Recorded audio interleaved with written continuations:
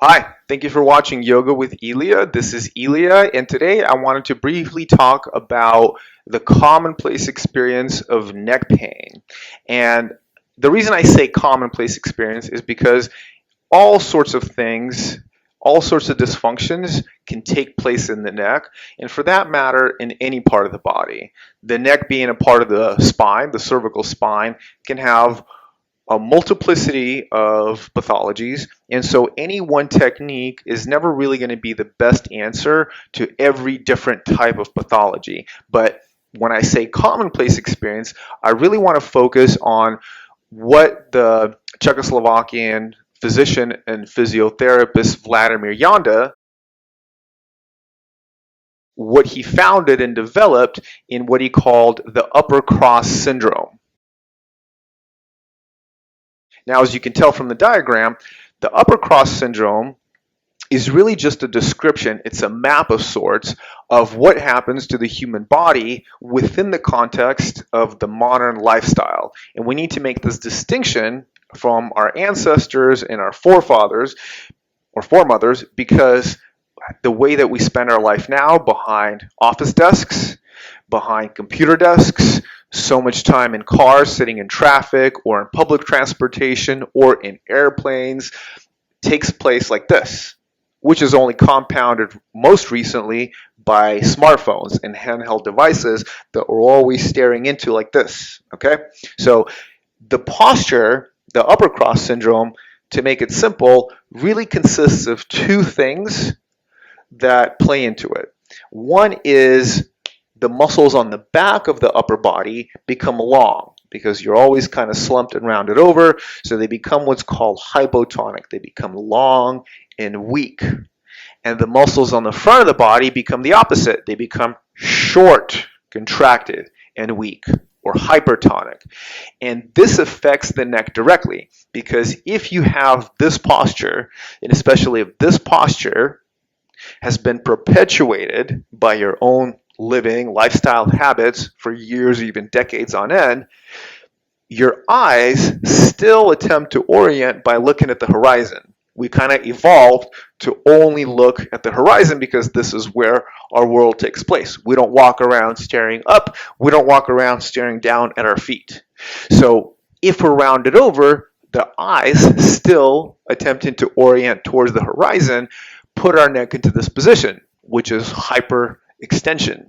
Now, if I were to clean up the rest of my posture, then you can see how dysfunctional the neck can actually look, right? So this is not a head position that we want to spend any time in, nor should we.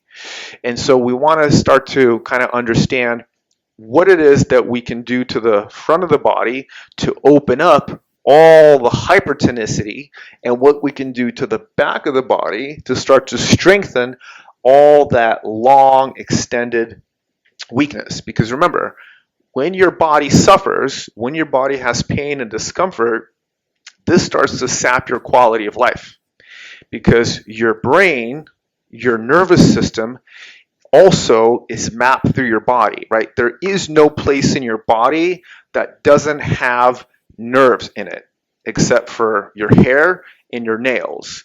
Everything else has some contact from your nervous system.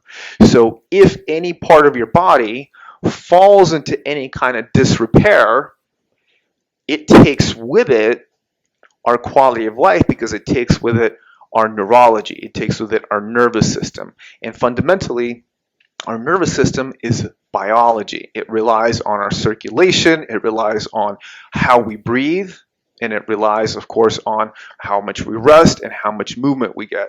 So if we have dysfunction in some part of the body, we also have dysfunction in that specific phase or part of the nervous system. And being that this posture isn't exactly friendly to your breathing, we have to understand how normal respiration takes place. Because when we inhale, our abdomen and our chest have to be able to expand. And to allow that expansion to occur functionally can only exist within a good, upright, solid integrated posture, which is not this posture. So I want to go over a couple of techniques of how we can start to clean some of this up. And before we do that, I want you to know that it is not one technique. What I'm not offering is a one answer solution to all of your problems. This isn't about gimmicks. This is about reversing those things that have perpetuated in our bodies and have sapped our quality of life. So oftentimes what we hear marketed is, we got this one solution, you like your number one weight loss program, and afterward you can just finally enjoy life, kick your shoes off, and live happily ever after. That's just not how the body works. So in this tutorial, you'll have a couple of techniques of how to start, how to just begin alleviating those places of tension that have been built up into the body for months, years, and sometimes even decades on end. And so when we're talking about breathing, when the body is contracted, when it's kind of rounded over, when we're sitting in a slump, in a hunch, our belly can't expand and our chest can't expand, as I was saying. So what happens is the muscles up here, what are often referred to as the accessory breathing muscles, they begin to contract because your body, your nervous system notices that it can't really get all of the inhale and all of the oxygen when you're breathing in this position. So it attempts to pull the neck muscles into it. And the neck muscles, because they try to do whatever they can to help you get a little bit more inflation of your lungs, your ribs, and your torso, they end up contracting, and those are attached to the top of your shoulders. So the levator scapula muscles, the upper trap muscles, and the scalenes, just to name three of them, they start to get contracted and they pull your shoulders up like this. And this happens outside of our awareness most of the time. So we spend our life in this position and our body tries to breathe deep, but because we haven't had the training to actually let the abdomen and the ribs expand, the shoulder muscles and the neck muscles, which are oftentimes shared muscles, they begin to contract, they pull the shoulder girdle up, and they do this for such long periods that they become chronically contracted. And that's why a lot of people feel shoulder tension. So if you notice that you end up rubbing your shoulders a lot or trying to stretch your neck out and your neck just doesn't feel comfortable, there's a lot that takes place below the neck as well, including your breathing. Okay, so let's look at some of these techniques. Okay, and so our first posture is going to be a variation on the posture named Purvottanasana. And this really helps to take care in strengthening the muscles, the hypotonic muscles that have been stretched out and lengthened on the back, and open up and stretch the muscles that are on the front. And this is really the cornerstone of good functional flexibility. Flexibility isn't just the ability to just let muscles stretch. Actually, good wholesome flexibility consists of the muscles that have to let go and stretch for them to be able to do that well, but it also is a combination of how the muscles on the opposite side of the muscles you want stretch, how they contract. And this really kind of works on the backbone of the agonist-antagonist muscle group actions through what's called reciprocal inhibition. But that might be too technical for our purposes today. So basically, if you know how your muscle works in one part of the body, how a couple of muscles work, that's just how all muscles really function. And so if your bicep contracts when you're flexing it, then your tricep has to be able to lengthen and let go. They can't contract at the same time. They can't shorten at the same time. And so conversely, if you want to straighten your elbow, the tricep muscle has to shorten and the bicep muscle has to lengthen. Now that is functional flexibility. So we want, if we call the back muscles here, those are the analogous to our triceps, we have to be able to get them to contract so that the anterior muscles around the front of the chest and shoulders can lengthen just like the bicep lengthens when you straighten your elbow and shorten your tricep. So we're going to do a variation on Purvottanasana. It's going to be a little blend of both the dynamic and the static version of this pose. And so classically, you just have your hands slightly behind the shoulders with the fingers facing forward.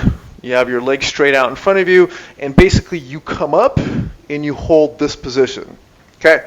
But we're not going to do that. That's a little bit too advanced. So if you already have some of the characteristics of that upper cross syndrome, we'll scale it back a little bit. And as your strength increases and as your capacity and competence in the movement improves, then of course you can advance and progress the posture as necessary. So where you start is hands not directly below the shoulders, but about 5 or 6 inches back behind the shoulders. It's important to keep your fingertips facing forward.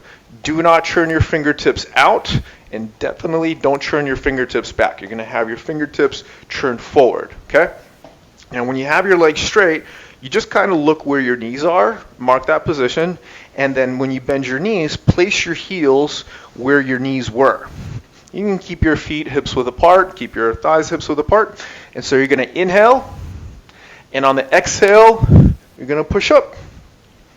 Inhale down, exhale, push up. Inhale down, exhale, push up.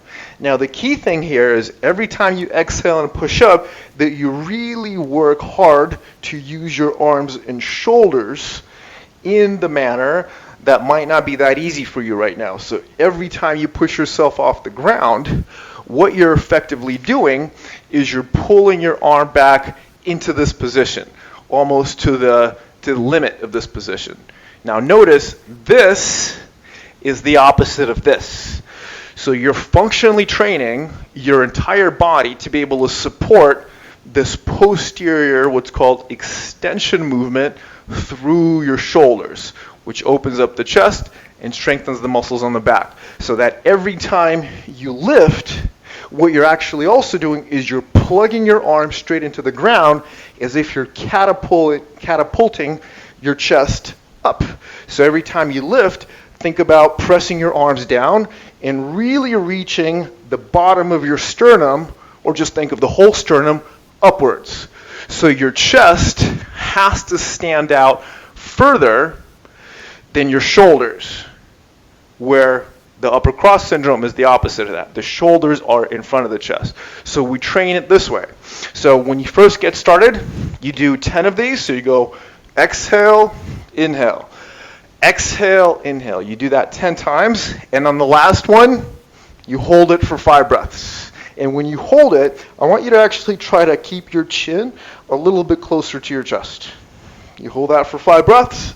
And then you come down and take a maybe 30-second to a minute break. Now, there's 2 ways that you can come about doing this. You can do this in one sitting, so either in the beginning or the end of your day. Chances are it'd be better to do it at the end of the day. So after already having spent the majority of your day in a less functional posture and kind of a rounded posture, you can start to reverse those effects so that before you get to bed, before you sleep at night, you've tried to already reprogram the patterns of muscular activity that have been instantiated for so long.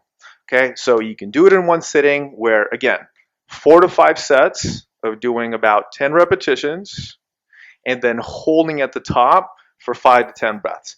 As your capacity and strength in that improves, you can go all the way up to 15 and even 20 repetitions. Again, for the same amount of sets, and you can increase the hold at the very top of the pose where your chin is tucked in. And that's one way to do it. The other way is you can do it throughout the day. So if you work somewhere that allows you to stop every hour and maybe just take a minute, you do 1 set every hour, maybe every 2 hours, but every hour would be ideal so that it doesn't feel like you're exerting that much in any single set, but by the time you've gotten through your entire day, you've already done several sets. And this is something the body really picks up on really well. The body is very good at assimilating requests that are very commonplace. So if we do something over and over again throughout the day, the nervous system tends to record that, and we tend to imprint ourselves with that kind of posture, with that kind of pattern of movement a lot better. So you can choose how you go about it. Now, the next thing I want to show you is a neck release. Now, a neck release is also a part of this anomaly that is hijacked by this upper cross syndrome, the pattern of upper cross syndrome. And for that, we're going to need 1 or 2 belts, and I'll show you both options.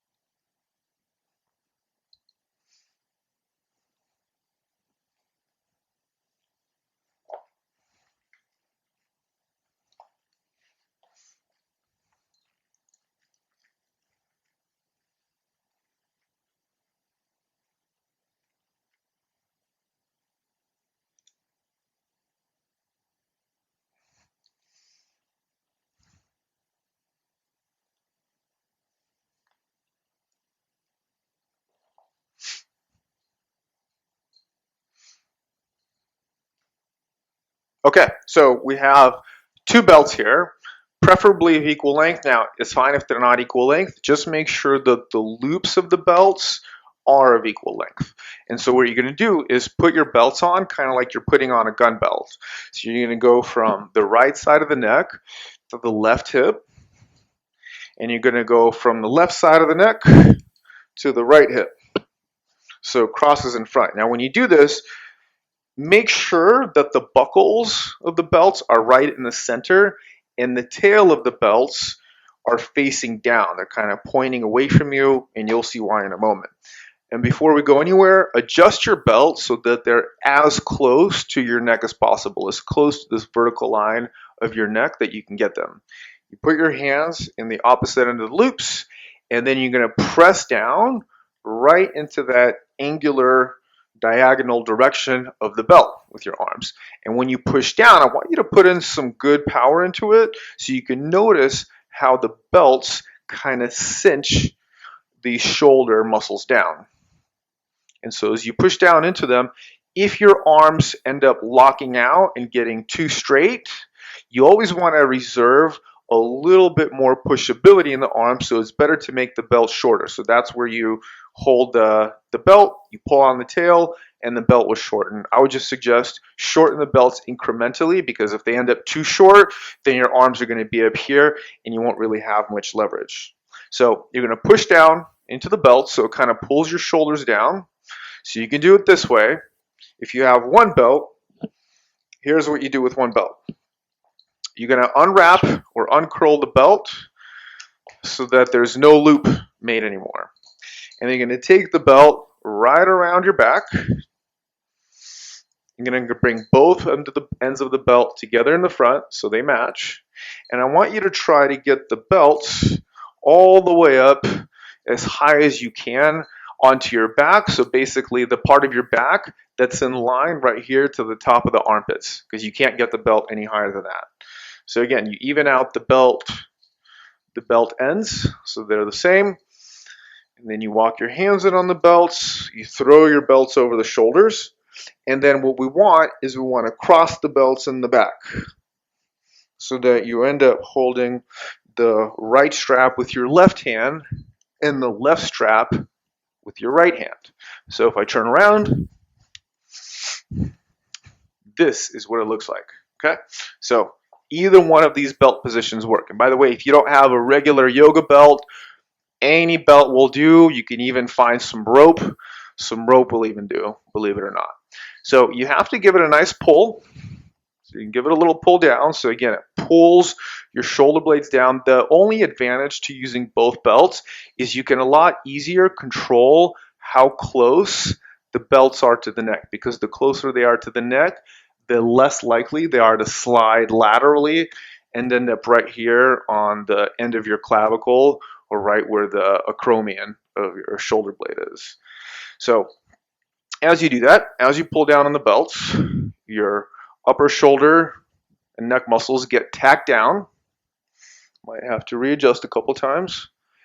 And then we'll just simply go through the 6 cardinal directions of your neck. So before we start that, you want to make sure that your neck is sitting on top of the head correctly. So when you're sitting, make sure that your head is not jutting forward or your chin is too lifted.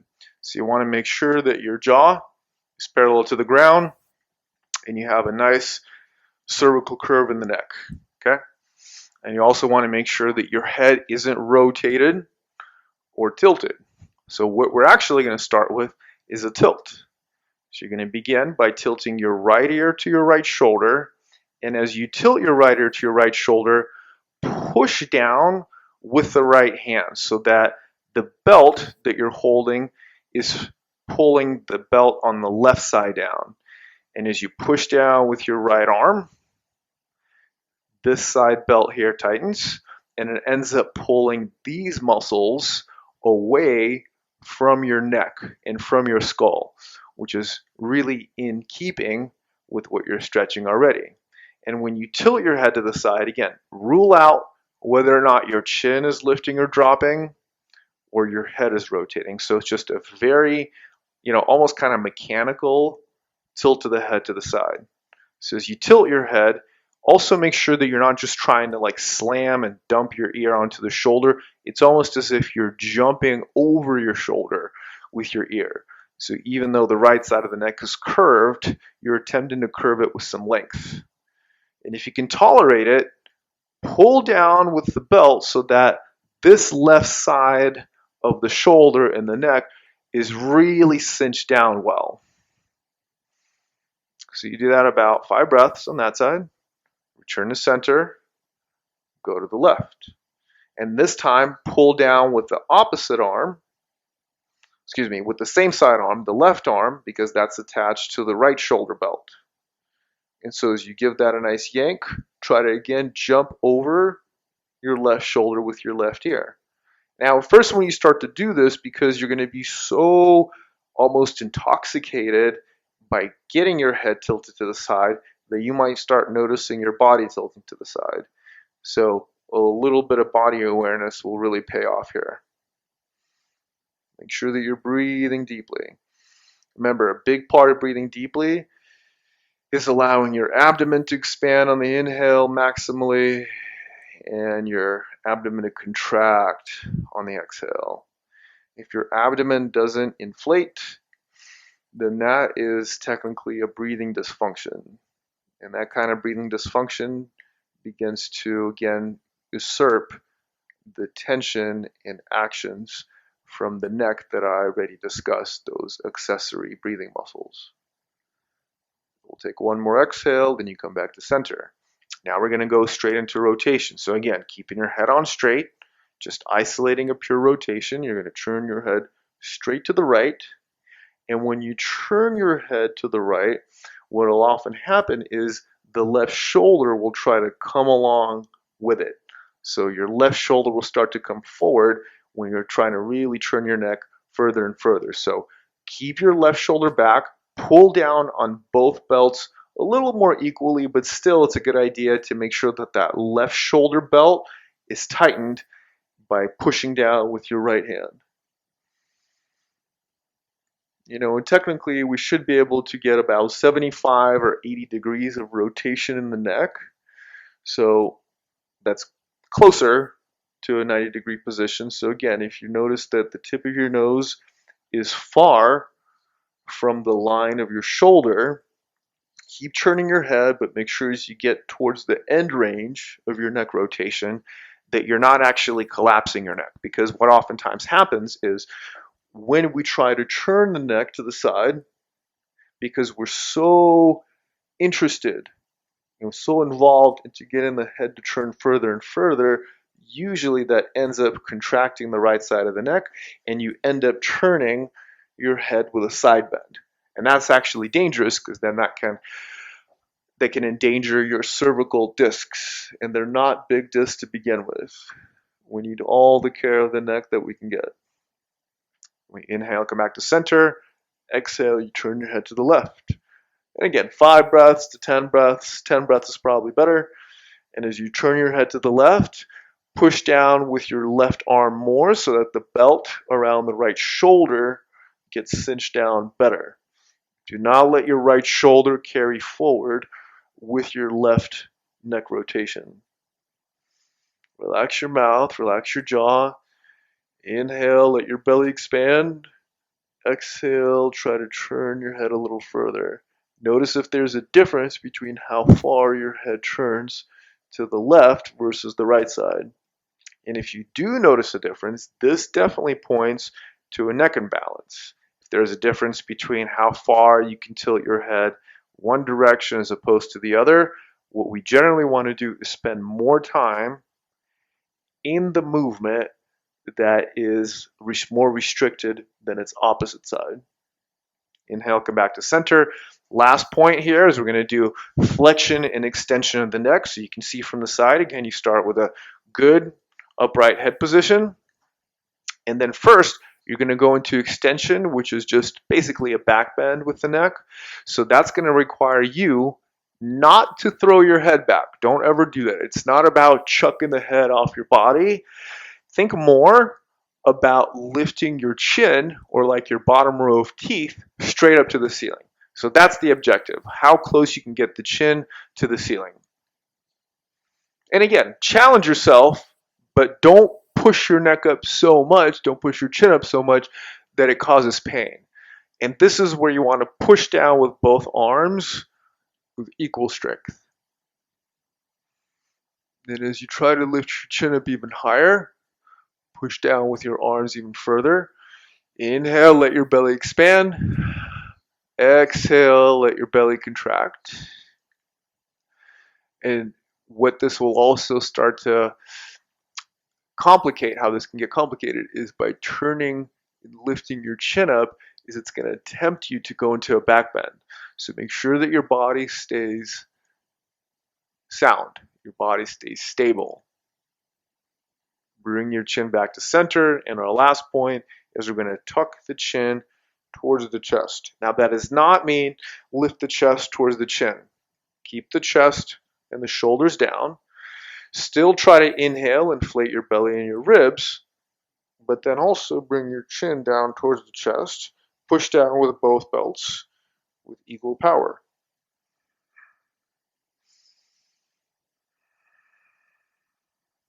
You do that for 5 to 10 breaths, and then you lift your head up. Okay, so that is the way to get some more mobility in the neck through all those 6 possible movements in the neck, because your neck is a polyarticular moving joint. It moves in all directions. To be able to move it better in all directions will actually start to restore its full function. And what I kept saying there at the end, which we'll leave for another tutorial, is the proper way of breathing, especially when you're doing neck work like that. You want to give your abdomen as much opportunity to expand. So abdomen expands first on the inhale, the chest expands second. And when you exhale, you want to contract your chest first and contract your belly last. Now, this sequence has to take place. This is the natural sequence of structural changes that your torso goes through when you're breathing. And this starts to counter the upper cross syndrome that we talked about. And this starts to counter the investment that your accessory muscles in the neck put in into helping you get a deeper breath, so that you are less dependent on the accessory muscles and you become even more dependent on what you should be more dependent on, which is more, you could call it abdominal breathing, even though we don't technically breathe with our abdomen. When you let your abdomen expand, you're actually sequestering more air, more oxygen into the lower lobes of your lungs. And the lower lobes of your lungs, they constitute about 2/3 of your breath capacity. So that means if we spend our life in this kind of posture and the abdomen doesn't get a chance to expand, we're missing out on some of that 2/3 of our breath capacity. And we need oxygen to live. Our brain and our nervous system, it absolutely needs oxygen to do its work. And any amount of oxygen suffocation and restriction that we get due to either faulty postural habits or faulty breathing habits ends up impairing our cognitive performance, which includes mood, our personality, how we handle stress, memory, and everything that we know really about our conscious life. And this is just a clear case in point of how it is that yoga actually starts to improve quality of life because it improves quality of our awareness, quality of consciousness. That when we take care of the body and any possible imbalances in it, we're simultaneously taking care of our mind. We're taking care of our brain, and therefore our conscious experience improves. And that is really the crux of yoga. So thank you for joining me today. And please leave a comment if this was useful to you. Send me any questions. I appreciate your time. And until next time.